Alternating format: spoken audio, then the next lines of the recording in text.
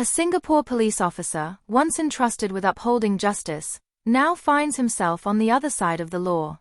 This case has sent shockwaves across the nation, because it's not just about one officer's alleged wrongdoing, but about the integrity of the system that every Singaporean relies on. On the 21st of May 2025, Vikneshvaran Subramaniam, a 35-year-old police officer, was formally charged in court with 9 counts of forgery, a serious breach of trust that raises tough questions about accountability in law enforcement. The charges stem from his actions across multiple investigations between 2021 and 2023. Let's break down what we know.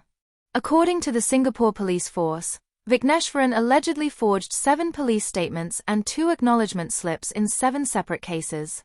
What's even more troubling is that in 5 of these cases, the investigations were still ongoing at the time.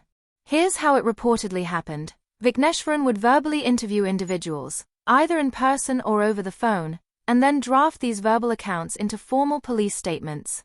But instead of obtaining their actual signatures, he allegedly forged them himself. And it doesn't stop there.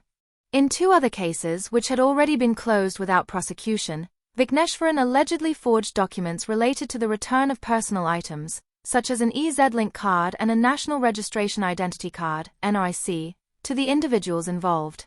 So how did all this come to light? It wasn't a whistleblower or an external tip-off. In fact, it was an internal audit that sparked the investigation. Vikneshvaran had already been placed under enhanced supervision in October 2022, after concerns about his work performance were raised. Then, during a supervisory review in January 2023, irregularities were detected in how case exhibits and documents were handled. This triggered a comprehensive review of every case he had worked on. And while the probe found no further misconduct beyond these 7 cases, the discovery of even a single forged document in law enforcement is a cause for concern. The Singapore Police Force has since taken corrective actions. New investigation officers were reassigned to handle the affected cases, ensuring all necessary statements were properly recorded. The Attorney General's Chambers (AGC) also reassessed the cases and concluded that, fortunately, no miscarriage of justice had occurred.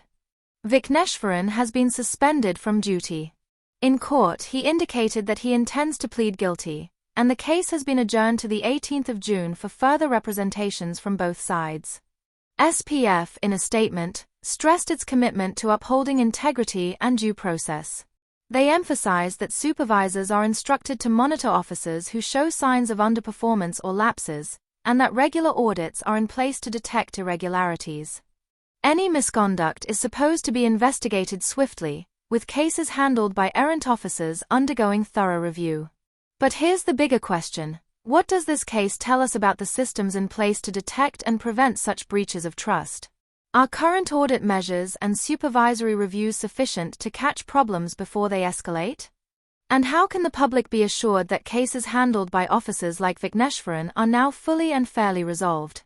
Let me know your thoughts in the comments. Do you think the Singapore Police Force has done enough to address this situation? What more should be done to ensure the integrity of law enforcement in Singapore? Don't forget to like, share, and subscribe to 2230 for more in-depth discussions on Singapore's news and current affairs. Stay informed, stay critical. Let's keep this conversation going.